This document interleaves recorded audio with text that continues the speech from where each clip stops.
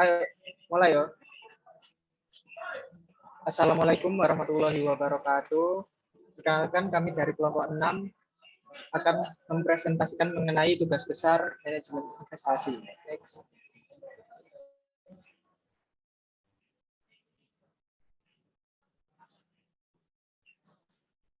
Untuk anggota kelompok kami ada Nuranisa Zahra, NRP 035, ada saya sendiri Zeta Bila Elkut, NRP 042, dan ada Dwi Yasinta Inaya, NRP 092.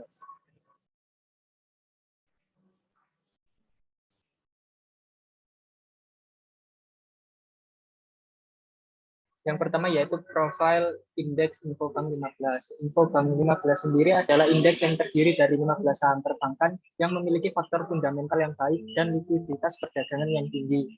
Indeks ini merupakan salah satu indeks yang ada di Bursa Efek Indonesia. Indeks yang mengukur kinerja harga dari 15 saham perbankan yang memiliki faktor fundamental yang baik dan likuiditas perdagangan yang tinggi. Indeks Infobank diluncurkan dan dikelola bekerja sama dengan perusahaan media PT Info Arta Pratama. Next.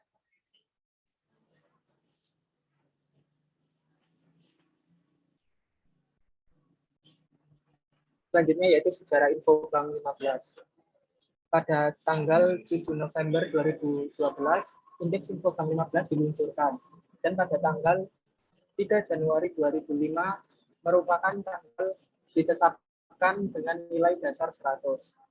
Emiten-emiten yang terdapat pada indeks Infobank 15 adalah emiten dari subsektor perbankan yang sesuai namanya yaitu berjumlah 15 emiten.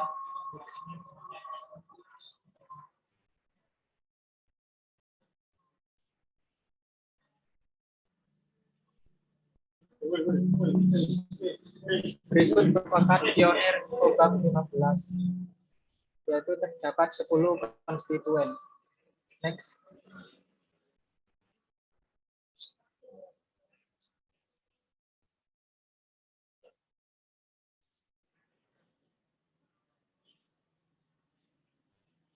Selanjutnya yaitu sektor dan beban indeks. Sektor dalam indeks Infobank 15 tergolong dalam sektor keuangan. Sektor keuangan di DEI terdiri dari 5 subsektor, yaitu subsektor perbankan, lembaga pembiayaan, perusahaan efek, perusahaan asuransi, dan perusahaan pendanaan lainnya. Indeks Infobank 15 memiliki 15 emiten yang bergerak di subsektor perbankan. Subsektor perbankan terbentuk dari bank BUMN, bank swasta, dan bank asing yang kepemilikannya. Berikut merupakan grafik dari sektor yang ada dalam Infobank 15.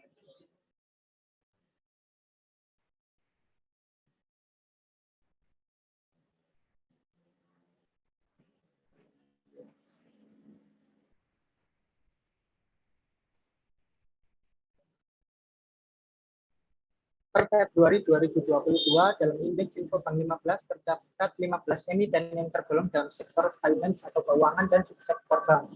Jumlah tersebut mencakup emiten yang memiliki instrumen saham dan obligasi. Next.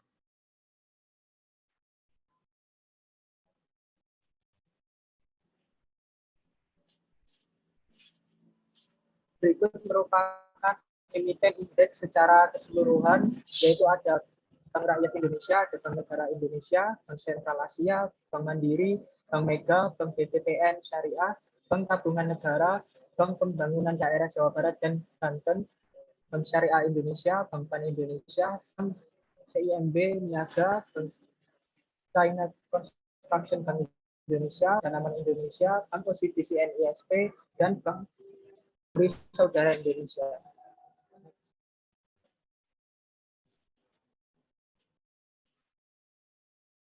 Berikut merupakan metodologi perhitungan Infobank 15, yaitu Cap Free Float Adjusted Market Capitalization Weighted Average. Dengan jadwal tinjauan berkala sebagai berikut, yaitu Major Review Juni dan Desember, Minor Review Maret dan September. Pada setiap tinjauan berkala, bobot konstituen dibatasi sehingga bobot tertinggi dalam indeks tidak lebih dari 20%. Next.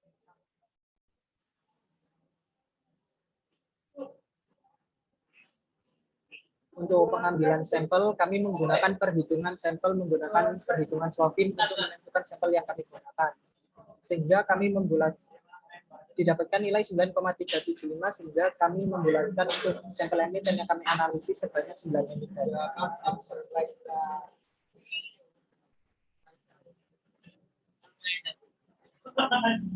Untuk sampel emiten sendiri kami bagi menjadi 4, yaitu Bank Persero, Bank Umum Swasta Nasional Devisa, Bank Pembangunan Daerah, dan Bank Sentral.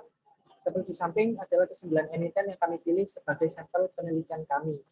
Ke-9 emiten ini kami distribusikan ke dalam 4 jenis bank berdasarkan kepemilikannya. Selain itu, pemilihan sampel meliputi bank dari berbagai jenis dan juga dari berbagai sisi indikator ukuran emiten, yaitu aset bank. Next.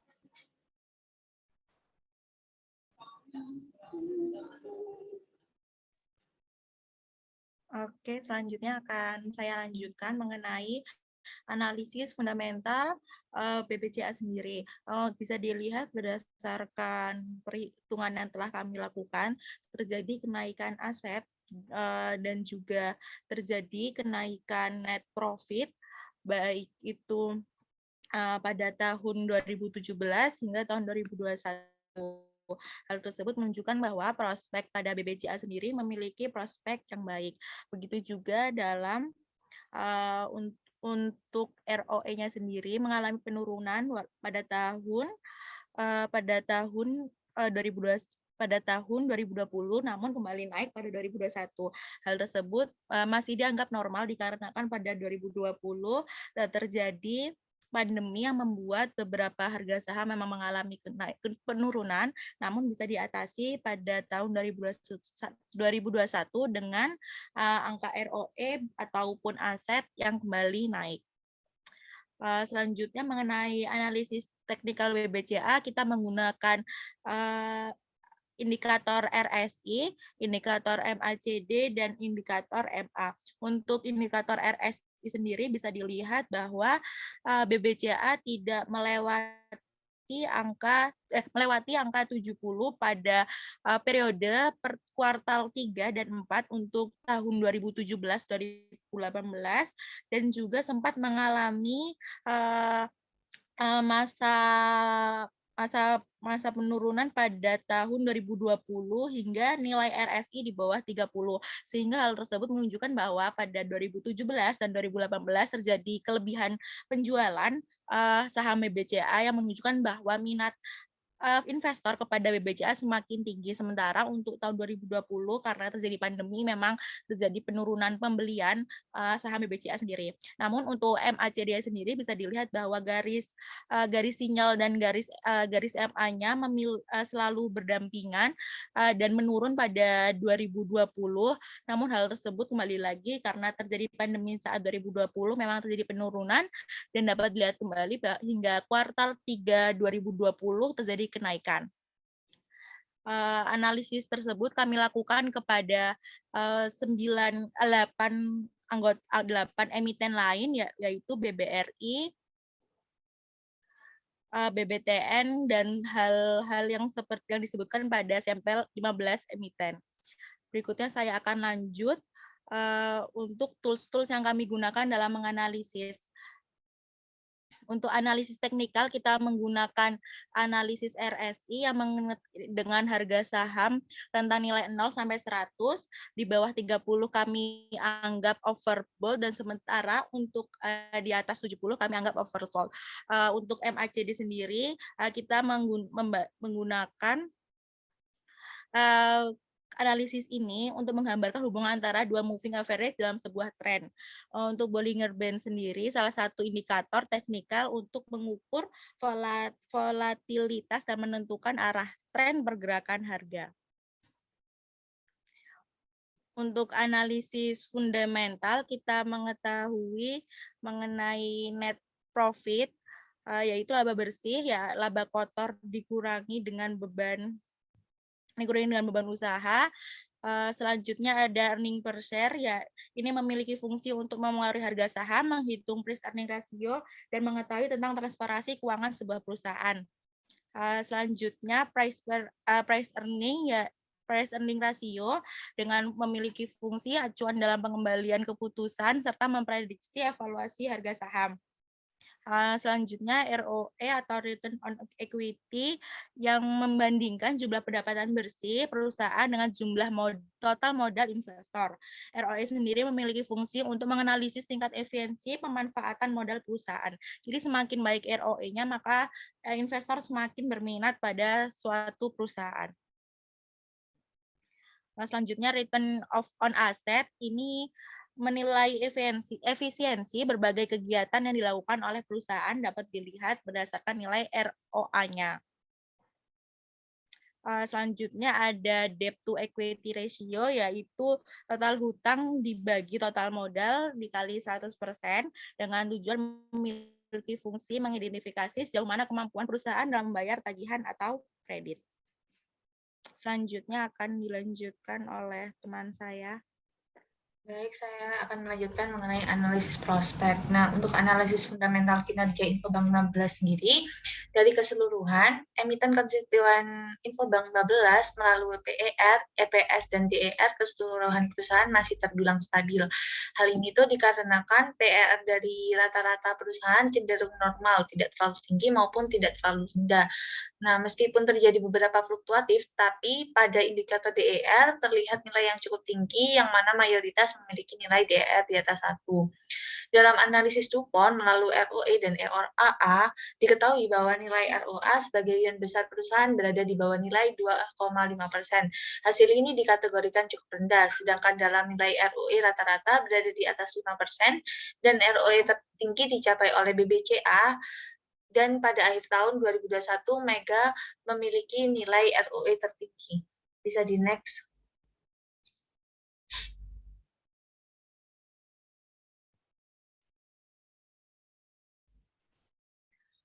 Kemudian subsektor perbankan, berdasarkan hasil analisis, subsektor perbankan memiliki prospek yang baik. Subsektor perbankan mendominasi dalam puncak kapitalisasi pasar atau market cap. Berdasarkan analisis teknikal, pergerakan saham subsektor ini cenderung positif, sehingga para investor tidak perlu ragu untuk menginvestasikan di subsektor ini, terlebih yang berada di dalam big caps. Melihat 5 tahun ke belakang, subsektor perbankan memiliki kinerja yang cukup baik, baik dari sisi teknikal maupun fundamental. Adanya pandemi subsektor ini tentu terguncang, tapi masih dapat mempertahankan nilai mereka, sehingga kedepannya subsektor ini masih dapat diperkirakan memiliki kinerja baik. Ini merupakan salah satu berita-berita tentang indeks Infobank. Bisa di next.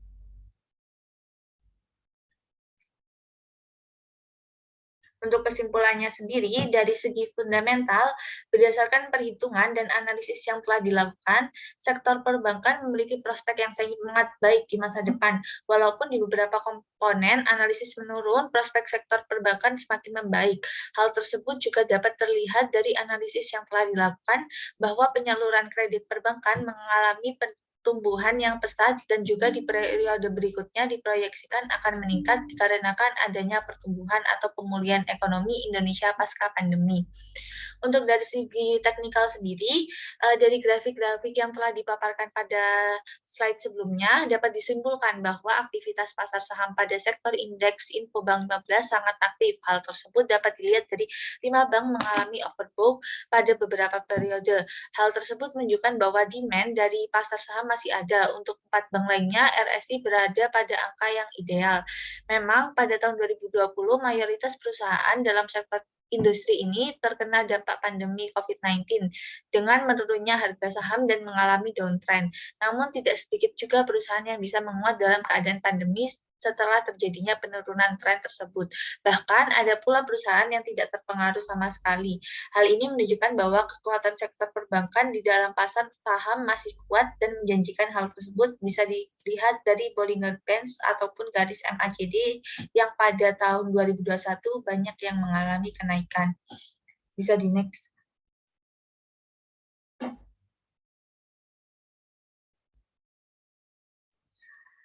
Secara keseluruhan, kesimpulan dari segi fundamental maupun teknikal dari indeks Infobank 15 masih terbilang stabil dan memiliki prospek, serta memiliki pertumbuhan dan kinerja yang baik. Hal ini karena subsektor ini akan selalu digunakan sepanjang waktu. Terlebih di kedepannya, orang-orang lebih menggunakan cashless, sehingga subsektor ini akan terus meningkat seiring perkembangan zaman. Indeks Infobank 15 sendiri masuk dalam subsektor perbankan yang masih kuat untuk pengambilan keputusan investasi karena dalam subsektor ini akan ada ekspansi bisnis atau perkembangan kinerja yang besar dikarenakan adanya pertumbuhan ekonomi negara pasca pandemi. Bisa di next.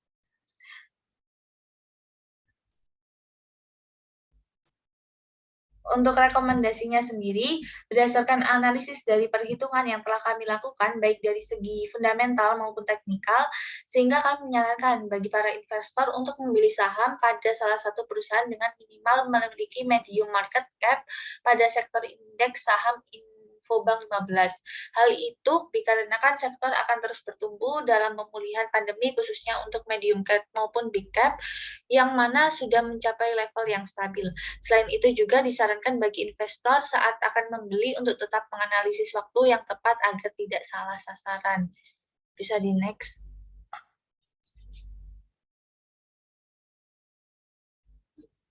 Sekian dari kelompok kami. Atas kesalahan kami mohon maaf. Terima kasih.